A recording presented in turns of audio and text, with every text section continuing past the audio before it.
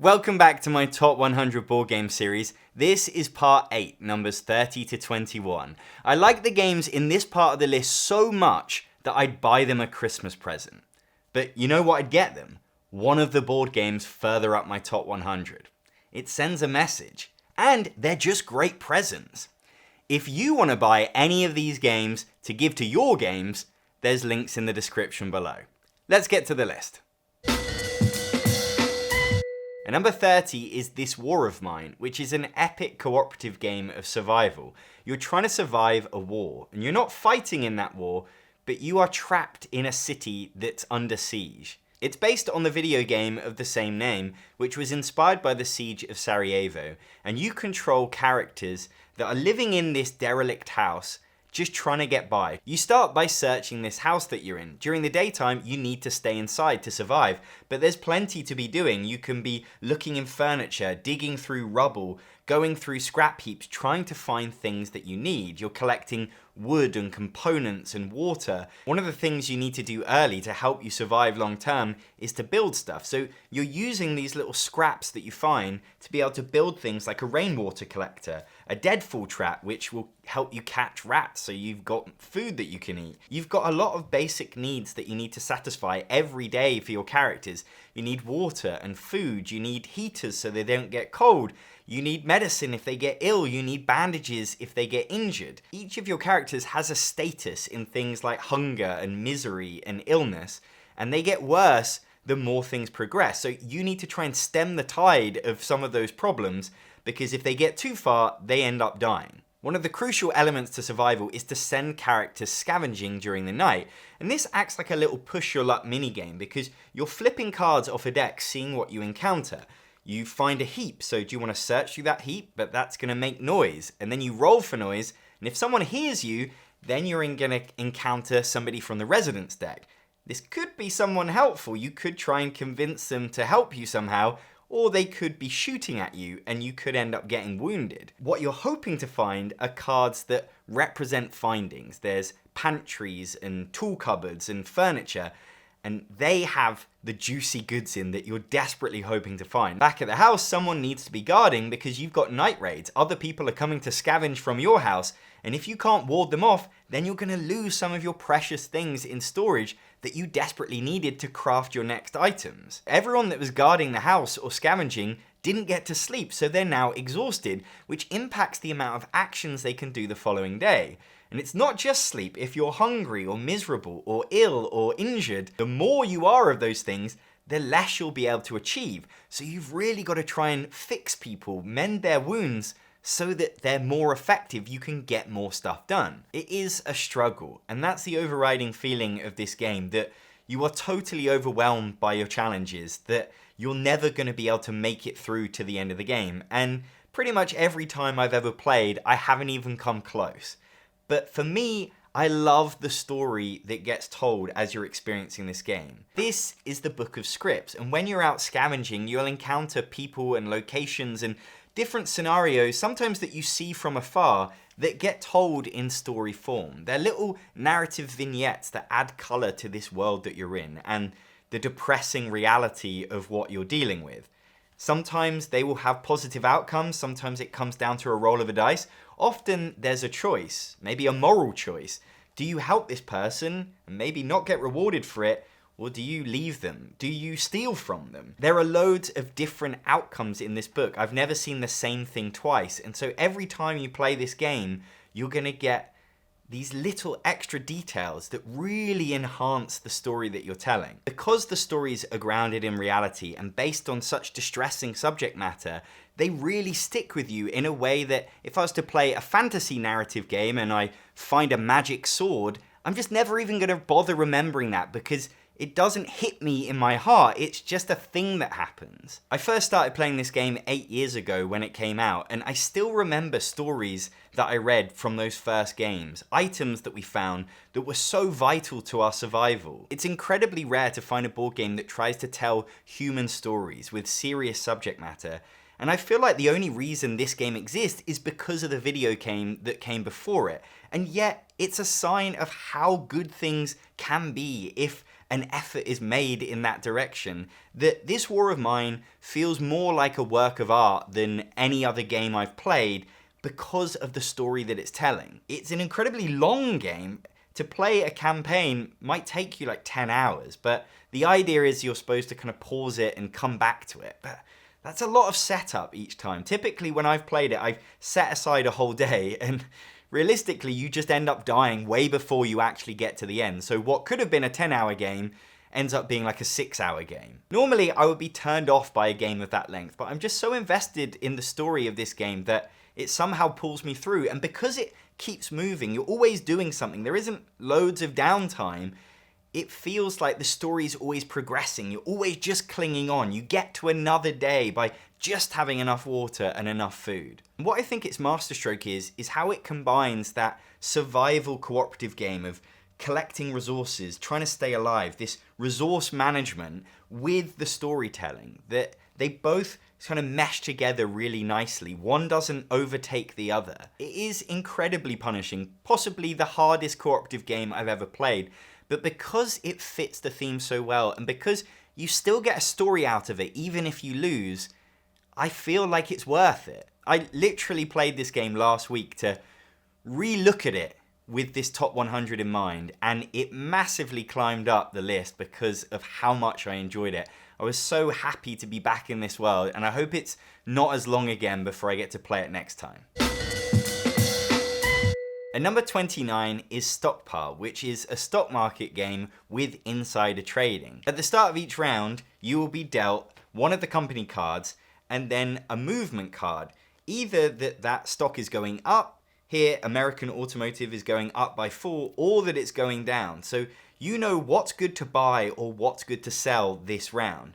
There's one that's public, so here Leading Laboratories is going down by 3, and then the rest will be dealt to the other players. So you don't know what they know, and they don't know what you know, and that informs the rest of the round. So you're then creating these stockpiles. These are piles of stocks that you can auction. So you're deciding which cards to add to which piles, because you're going to then be bidding on them. So you're sort of trying to create something that you want but other people won't bid on. So if I know that automotive is going up, ideally I'd put automotive on a pile with some bad stuff in the hope that other people don't bid on it. Then you place your bids. These are fixed numbers. So I could bid 3 for this pile, but then someone else comes along and outbids me for 6. I've been bumped off. So do I outbid them, or do I go somewhere that's cheaper? I could get this for 0. Once everyone is on a pile and hasn't been outbid, then that's what you get, and those are the prices you pay. Sometimes you'll get stuff for free, other times you've got to pay a real premium. The stocks you get go into your portfolio, and as they rise and fall, you can choose to sell them or just wait till the end of the game and cash them out then. And that's the heart of it. You want to buy low and sell high, and be careful that your stocks don't completely tank and go bankrupt, because if that happens, you lose them from your portfolio. The company goes out of business. It will come back in next round, but you don't have any stock in them anymore. The joy of the game comes in that secret information that you have each round. You're desperately trying to not give it away to the other players with your actions, with your bidding, even maybe by buying or selling stock. How much is it worth giving away, because other players are then going to follow your lead and profit off it too. And it delivers fun surprises every round as those stock movement cards get revealed and you see which stocks have gone bankrupt and who now earns a fortune. I'm not someone who cares about the stock market in my day-to-day life, but there's something fun about just for an hour trying to make the most money and be the most canny trader, and Stockpile totally delivers that. And number 28 is Deep Blue, which is a brilliant push your luck game that's all about diving for treasure. On your turn, you can do one of 4 things, and if you're at a dive site already, you can choose to dive, taking this diving bell, and you are in charge of the dive. There will be other players there potentially, but it's you that gets to decide how many treasures you draw out of this bag, how far you carry on before you either give up or go bust. When you're diving, you're drawing gems out of this bag and adding them to this board. This is the treasure you're collecting, and you'll either get good stuff like silver, gold, or rubies, or you'll get some bad hazards. Now, you can afford to take one of each of the hazards, blue and black, and still survive, but any beyond that is going to force you to resurface unless you've got protection, because you may have some crew cards that can protect you against one of the hazards, or you've gone onto a scouting spot that will protect you. It's only you that you're protecting, so sometimes you want to keep drawing to get hazards that are going to mean that everyone else has to resurface, but you can keep collecting treasure and survive. If you take more hazards than you can afford, then you're resurfacing, you've gone bust, and you get nothing from that dive. Which is why at any point you can give up on the dive and just cash in what you've already collected. At the same time, if you're feeling lucky, you can scout for gold or rubies. So what that means is if a red one comes out of the bag, you will get more points for it than the other players. It's usually only worth 4, but if you've scouted for it, it's worth 10 points. And it's not just about what you've scouted. Certain crew cards will help you score particular gems. So these purple gems may come out of the bag, and they're worth nothing unless you have the crew card who knows what it is and can make money from it. So that's why instead of diving or moving on your turn, you can spend your crew cards to buy more crew cards, to build up your deck so that for future dives, you get to cash in much bigger than when you start out in the game. But if you spend too much time building your deck, you're going to miss out on the dives, because if other players start these dives without you, you're never going to get to do them again. They are done. There are only so many dives that can happen in the game, and if you're not at them, you're not going to get points from them. So it's such a tough balance to decide when to do stuff. And what makes it even worse is when you play a card, it's exhausted. For you to get that card back into your hand, you need to rest, and that allows you to rebuild your deck. If you don't have your special purple card when you go on the next dive because it's exhausted and you haven't rested, then when a purple one gets drawn, you're not going to get any points for it. If you'd rested and got your card back, then you would have got that cash. I just love that dynamic that comes from having to share this dive together, that only one person decides if you keep pushing your luck, but it affects everyone. Trying to force everyone else to go bust because you know they don't have protection against hazards is such a brutal tactic, and it could come back to haunt you if you draw too many of the one that you're not protected against. The fact that it's a shared experience makes every single dive so entertaining because you get to witness these big wins and big losses. I just love this game. And number 27 is Heat Pedal to the Metal, which is from the same two designers as the last game, Deep Blue. This is a racing game that also has some push your luck in it because you are pushing your engine to its limits to try and go as fast as possible and win the race. Each round you'll pick some movement cards from your hand that says how far you'll move that turn. You can only play as many cards as the gear you're in, so if you're in third gear you get to play 3 cards, so you'll typically get to move faster. But you can't always move too fast because you've got corners to deal with. When you get to a corner, there's a speed limit on it. This is 5, so I can't play a movement more than 5 or I'll take a punishment for it. For every number over 5 that I go, I take heat into my engine. That's going to get shuffled into my deck, and these are just bad cards that get in your way, and you can't get rid of them easily. But often you'll want to go through a corner over the speed limit, and that's the crux of the game. When do you take heat to help you? It will come back to haunt you later, but it's worth it in the short term to get those extra gains, to catch up with the pack or get ahead. For example, to shift up 2 gears also takes a heat, but when you're on that home straight, you need to go as fast as you can, so being able to play 4 cards is crucial, and it's worth it to take that heat so you can get ahead. You can also choose to take a heat just to get a boost. You flip the top card of your deck and get to do another movement that round. And if you ever need to take a heat and you've got none left in your engine to give, then your car spins out. You get sent back to the last corner and you're held back in the race, and that is really going to cost you. So like Icarus, you're trying to not fly too close to the sun, but it can be easy to get caught up in peer pressure, because if the racing pack is ahead of you and you really need to catch up with them, you might need to spend some heat to do that. And the reason you want to catch up with them is because you want to slipstream off of them. You get 2 extra movement if you end your movement behind or next to another car, and that's vital. 2 extra movement is huge, and it doesn't even cost you heat if it's used on a corner. There's so many bits to consider that you really have to look at the track and the corners coming up and make a plan. When are you going to use your strong cards, your 4s and 3s? When are you going to have your 1s and 2s to save for the corners? How are you going to shift gears to work in and around that so that you don't end up taking too much heat? There's still the luck of the deck in terms of what you draw, but this is a game where you very much feel like you cost yourself your victory. If you took too much heat all at once and then it all comes back to haunt you and you spin out, well, you know that's your fault. I love that heat combines your own internal challenges, when to push this car and when not to, with that exciting race, trying to get ahead of the other players that still feels like a proper race game. At number 26 is Las Vegas, which is my favorite simple dice game, and it's not even close. It's all about trying to make the most money at these 6 casinos. On your turn, you roll all of your dice, and then you have to place all of one number at that casino. So I've rolled 3 threes, so I'm going to place 3 threes here. I'm now winning that casino, which means if it stays like this, I'm going to get $90,000. But what you're trying to do is spread out your dice as best as possible. You want to claim as much money as possible, but you need to have the most at a place to get the best amount of money, or the second most to get the second most. But everyone else is fighting over that money too. So do you put loads of dice onto 6 in the hope that you get this 100,000? Or do you try and split it across ones that other people aren't really fighting for? Of course, the dice will roll in their way. You have to put all of a specific number. So you're fixed into spending 3 dice to get onto the 2 casino.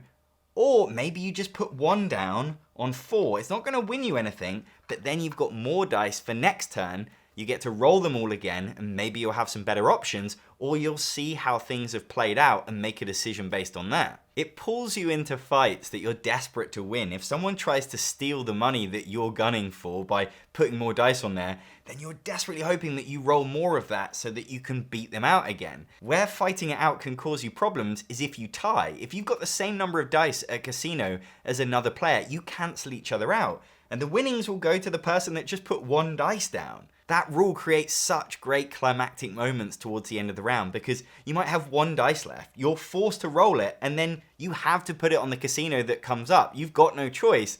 So therefore, it can just create a tie that you never intended. This game has such a great balance of luck and tactics. You've got the drama and excitement of rolling dice and hoping you get what you want, and then the big surprise moments where casinos shift hands in the last minute. And then you've got the thoughtful decisions of how to spend your dice. Do you go all big on something to try and keep people away from it? Or do you try and split your dice evenly across places to just try and nick some money here and there?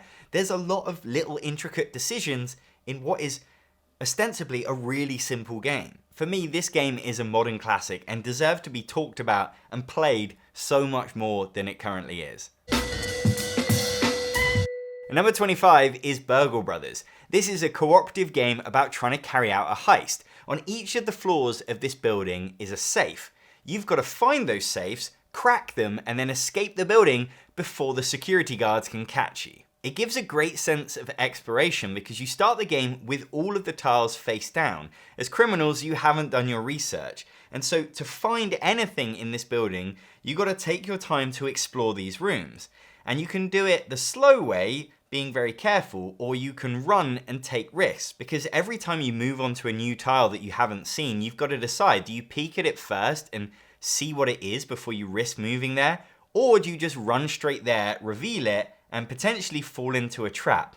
Because this building is rigged with different alarm systems, and they go off in different ways. The fingerprint alarm goes off as soon as you walk onto it, so that's the one you want to avoid, whereas the detector will only go off if you're carrying a tool or some loot. So that's where you want to coordinate with the other players. If another character doesn't have one of those, then they can safely go on there and deal with it for everyone else. Whereas if you walk past a camera, you're only going to get detected if one of the security guards is also on a camera spot. When you set off an alarm, the security guard will now change their path to head straight there and try and catch you. So if you've still got some actions left to try and move away, you might be safe, or if the security guard's all the way over the other side of the room. That's why whenever you move, you weigh up that decision differently. Sometimes it feels really safe. What's the worst that could happen? Whereas other times the security guard is like 1 space away from you. If you make a mistake now, you're gonna get caught. If the security guard catches you, you don't die, but you lose one of your stealth tokens, which is like health points. If you lose all 3, that's it. You've lost the game, even if it's just 1 player, which is why you've really got to work together. And it's a brilliant game for that because there's so many ways to help your fellow players. If you think another player on your floor is going to get caught if something doesn't change, you can try and move floors in your turn so that it moves a different security guard instead, and they'll still get to take their turn and rescue themselves. Or you can purposely set off an alarm to distract the guard in another direction and allow your friend to escape round the back. What makes Burgle Brothers so addictive is there's so many different options and things you can try to get yourself out of trouble. Like, you'll feel stressed all the time at the threat of being caught, but there are ways to hack the different alarm systems. There's tool cards that you'll get that work as special abilities, and then you've each got your own character abilities that, used in tandem with the other players, can really combine to create something powerful. But not only does it feel really exciting and very thematic, it makes you feel clever. It's got that feeling of a brilliant cooperative game where when you come up with a solution, you feel like, yes, like only we could have come up with that. And everything you do is connected to the theme. If you're about to get caught, you can go and hide in the toilets. You can use some dynamite to blow up one of the walls that's getting in your way, so now you can move around the building easier. If you run into the walkway tile without looking at it, you can fall down a floor and end up somewhere completely different, thereby setting off an alarm. Every little detail adds to the story of your heist, whilst also giving you decisions to make whilst you're doing it. Even when you crack the safes and get the loot, they cause you problems. This painting can't be carried through service ducts because it's so big, so then you've got to find another way round. I love that cooperative game discussion where everyone's got a different take on what you should do on your turn. And that is testament to how good the design is, that there are so many things you can do. And with Burgle Brothers, I love that it's set in the world that is light-hearted, but also just like a really fun theme to inhabit. And it comes in a tiny box. And number 24 is Sniper Elite, the board game, which is my favorite hidden movement game. It's based on the video game of the same name, and in it, one player plays as the sniper. They are creeping around an army base, trying not to get caught. And they're drawing their movements on this whiteboard. So this is just a replica of the board, and so they can decide where to go without the other guys knowing where they are. The other players are working together to control the German soldiers on this army base, to try and pinpoint where the sniper could be, to narrow his paths and try and catch him and kill him. The sniper has 2 lives. If the soldiers know where he is, they can go on his space, attack him, and that takes one of his lives, but he'll get a chance to escape. And if he can complete his objectives before he runs out of time, then he wins the game. He's randomly assigned 2 objectives at the start of the game that match with one of the buildings on this map. He needs to start on the edge of the board somewhere and then creep towards one of those objectives. Reveal that he's done it, so now everyone knows where he is, and then sneak away and get to the other objective to complete that to win the game. But it's a very narrow map, and there are 9 soldiers on the hunt for him, so it's very hard to sneak past them and get away undetected. The soldiers have a bunch of different powers to check where he might be. They can sweep adjacent spaces. They can even determine whether he's in one of the 4 quadrants of the board. Everything they're doing is narrowing down where he could be, getting closer and closer, and they can use these little cubes to map out where they think he is at any one time. And the sniper can do things that give themselves away. Because they need to get these objectives complete, they're going to be running around this board, but if they do run, and they run past one of the soldiers, which is quite common, then they create noise, they get heard. They don't have to tell them where they are, but they do have to tell the soldier that has heard them that they've heard them. So they now get a real sense that they were right by me. And suddenly the race hots up. I love that mechanism because it puts the decision in the hands of the sniper. You can try and just go slow, never get caught, but then you might end up running out of time. So you've got to very tactically decide when to use your running, when it's worth taking the risk. The other thing the sniper can do is to be a sniper, to shoot these soldiers and get them out of your way. You're not going to kill them forever, they can respawn, but it can be so useful to free up a path so that you can get past without risk of them killing you. The way you shoot is with this bag. You draw a certain number of tokens that you've chosen. You're going to need as many hits as far away as you are from the person you're shooting. So you're not telling the other players how far away you are, but you're giving a sense of it because you're drawing maybe 6 tokens in the hope that you get 3. If you don't get enough hit tokens from this bag, then that's it, you failed, you missed. But they know that you're nearby because they know that you tried to take a shot. And the hunters each have their own special powers as well. The Kennel Master can put dogs on the board to block off certain spots so that the dog will bark if you run through them. But the sniper also has special one-use powers, things like a stone, which you can throw and distract a soldier, get them out of your path. Or if you're being surrounded, you can use the trench gun, which will kill 2 soldiers off and just really get you out of a jam. What I love about the special abilities in this game is they're limited. You really have to decide when to use them because you don't get many of them, and timing it is a crucial part of how you can win the game. I've played a lot of hidden movement games, and I just love that tension you get when you're hiding and you're desperately trying to stay hidden. You think that they're going to catch you at any moment, and then as the catchers just trying to pin them down, you feel lost for so long, but then you slowly start to get clues and get closer, and catching them just feels amazing. And the thing I love about Sniper Elite is it manages to deliver all of that feeling that you get from those games in a much simpler, shorter package. You could play a game of this in like an hour and a half, which is just unheard of compared to other hidden movement games.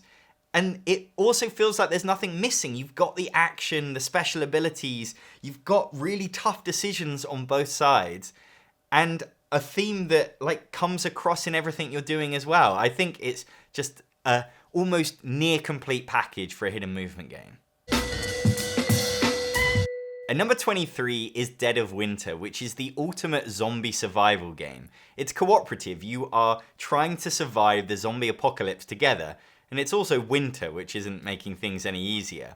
And you are living on this colony where you're trying to stay alive. But to stay alive, you need to fight off all the zombies that are coming and collect enough food and fuel and medicine to keep your colony going. Every round there's a crisis. Players will have to contribute food or fuel into the common stack so that the morale of the colony doesn't go down. If you ever hit 0 morale, that's it, game over. You're contributing from your hand, but some players won't have food or fuel, especially later in the game. So then you've got to go out and find stuff. You've got to search in the town, risk going out where the zombies are to get more stuff. So at the police station and the grocery store and the school, there is a deck of cards, and you can send your character there to search for stuff. But when you search, you're probably going to run into zombies and you're risking getting killed. But if you don't find what you want in a stack, you can make noise. Keep searching to try and find something better. But every time you make noise, you're risking a 50-50 chance of adding another zombie to that location. And if the location is overwhelmed with zombies when you're there, it will kill you, or someone else that's there instead. At the end of each round, more zombies will get added to the board, and by the end of the game, you are getting flooded with them. So you've really got to keep up with them, try and keep them at bay, or you'll just never win the game. You don't always get to do what you want. You roll your dice at the start of a round, and depending on the numbers you get, that will determine what you can do. You have a set of characters, and your characters will only be able to do certain things based on the numbers that you get. Some characters are better at fighting, some are better at searching, or some have really cool special abilities that are gonna work with certain things in the game. I really love the characters in this game. The artwork is incredible. They've each got their own occupation. They add a little narrative to what you're doing. You feel really attached to your characters, but of course sometimes they will die. That's why you've got like 2 or 3 of them. The other thing that adds narrative to this game are the crossroads cards. If you happen to do something in the game that activates this card, so this one says, if the player moves a survivor and doesn't play a fuel card, then you get to read this story and something will happen.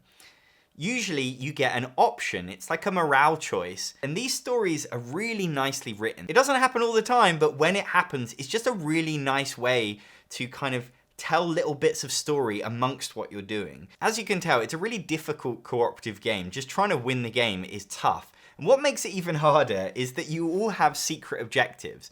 You're all selfish individuals that want something. So for example, I could be a hypochondriac and I need to have collected 2 medicine cards in my hand at the end of the game, or I will not win the game. Other players can win, but I will not. Nobody knows what your objective is, and you're trying to lie to them at times. You will pick up a card, keep it secret, it's got medicine on it, but you don't want to tell other people that that's what you've got because you don't want them to know that you're hoarding it and not giving it to the group. But where it gets even spicier is that one player could be the betrayer.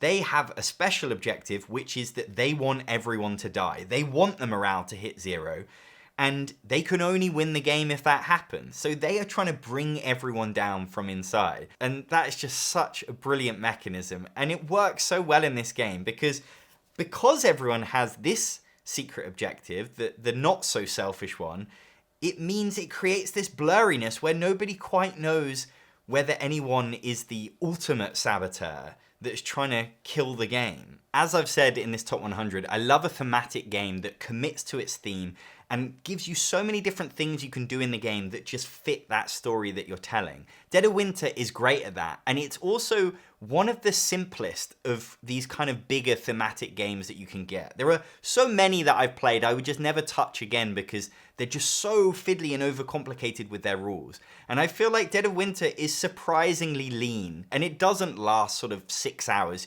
You can get a game of this done in like 2 hours, and that is a rare thing. And number 22 is Shifty Eyed Spies, which is my favorite quirky party game.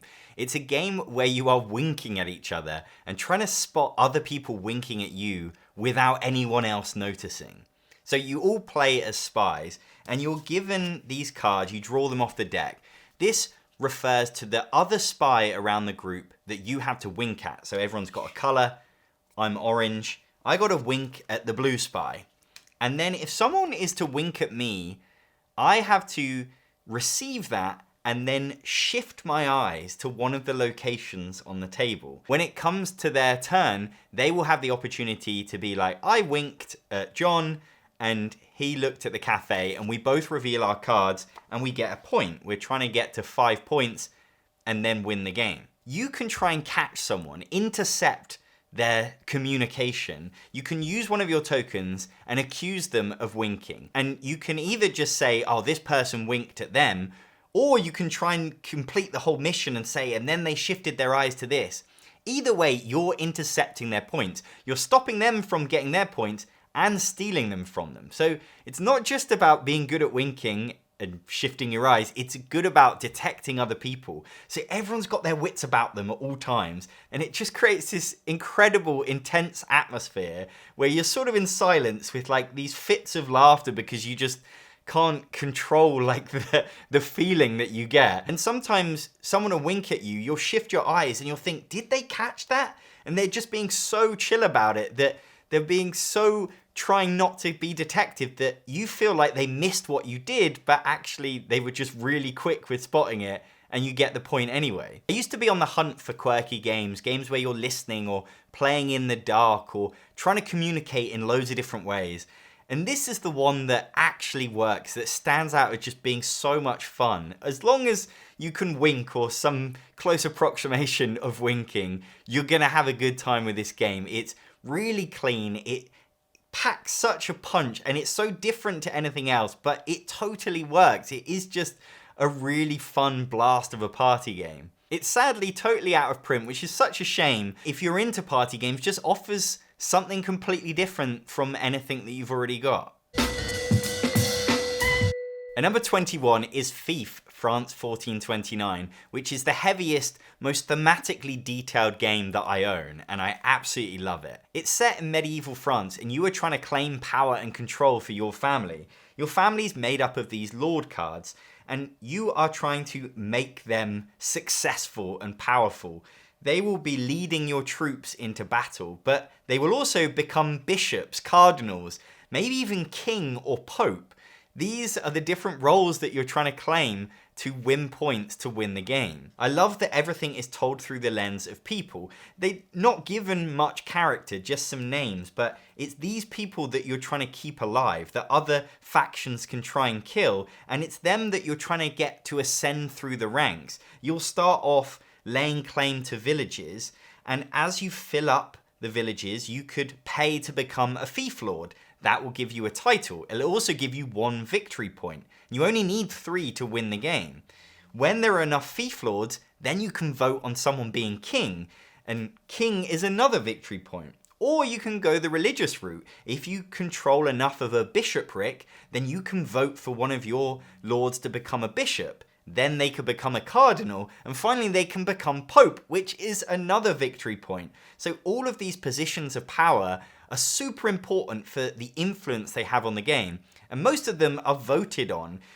It's all to do with which villages you control and how much influence you have as to who will be able to be voted into these positions. And then once you have them, you get certain benefits. The Pope can tithe different areas, tax them to try and make more money. So can the bishops. And the king can also tallage areas, which is effectively a different type of tax. Having the influence to be able to vote on who will be the bishop for a region depends on what villages you control. So that's where fighting it out on the map becomes so important. You don't want to just give up land to other players because it's going to give them so much more power. It's going to grant them more land to place windmills to make more money. So it becomes a game of diplomacy. Where do you allow people to move? When do you start fights to stop them from becoming too powerful? I played this just last week and it totally renewed my love for it. It's a game I would hesitate to recommend to people watching. I think some people will bounce off this game hard, but to some people like me, it's very special. That was part 8 of my top 100 board games. If you want to buy any of them, there are links below. To see the rest of this series, please subscribe to the channel. And you can get exclusive videos of mine by signing up to my Patreon. I'm John Perkis, thanks for watching.